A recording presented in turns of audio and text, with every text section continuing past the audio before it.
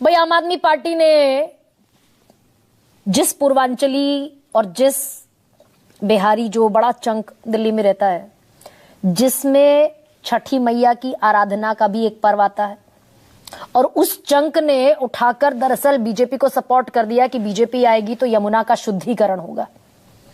अब ऐसे में छठी मैया से जोड़ना इस बिहार चुनाव को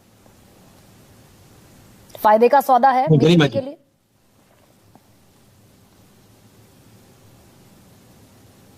कुलदीप। गरिमा जी,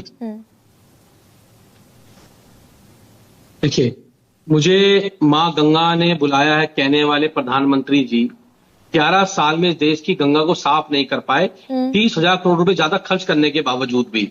लेकिन भाजपाइयों ने 9 महीने में यमुना को साफ कर दिया, और इतना साफ कर दिया कि प्रधानमंत्री वहां छठ बनाने आ रहे थे।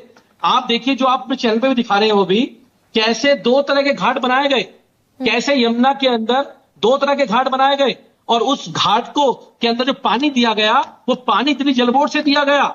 आप सोचिए, गरीब बिहार पूर्वांचल का भाई बेटा बेटी हमारी माताएं उस मलमूत्र वाले पानी में जाके छठ मनाएंगी, जिसको डीपीसीसी ने यह कहा है कि वो पीने छोड़िए, वो नहाने के योग्य भी नहीं है। लेकिन प्रधानमंत्री के लिए, क्योंकि प्रधानमंत्री राजशाही ठाट रखते हैं, इसलिए प्रधानमंत्री के लिए, क्योंकि प्रधानमंत्री 10 लाख का मोडला का पैन लगाते हैं, इसलिए उनके लिए फिल्टर्ड वाटर लेके आया जाएगा। आपने भी बिहार की पॉलिटिक्स साधने की कोशिश की है ना इसके जरिए?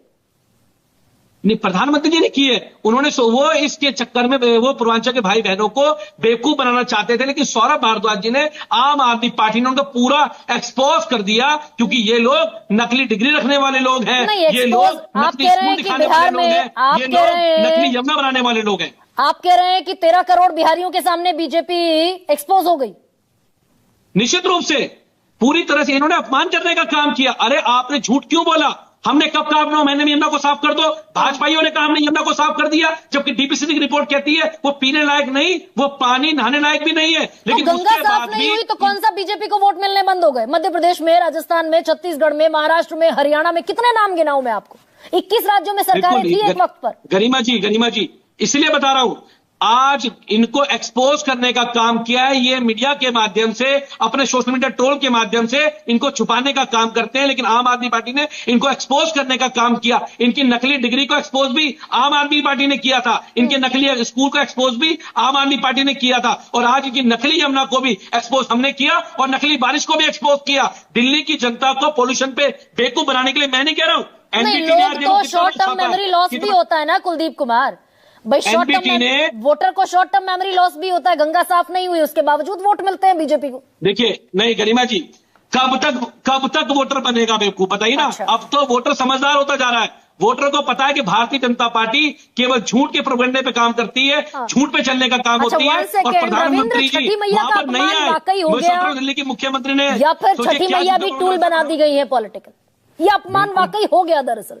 नहीं, देखिए, अपमान तो मैं बिल्कुल इस बात से सहमत हूं, अपमान करने की हैसियत किसी की नहीं है। हाँ। लेकिन गरिमा जी, अपमान होता है तो तब होता है जब बिहार के लोग दूसरे प्रदेशों में जाते हैं और वहां तिरस्कार का सामना करना पड़ता है। इतने साल की हुकूमत होने के बाद भी वहां इंडस्ट्रीज नहीं लगती बिहार में। तिरस्कार तब होता है, और तिरस्कार तब होता है, भोला मानस जो है, जो वोटर भोला है, जो मात्र 183 रुपए रोज कमाता है, उससे भी कम कमाता है, ये भोला मानस बिहार का जानता है क्या?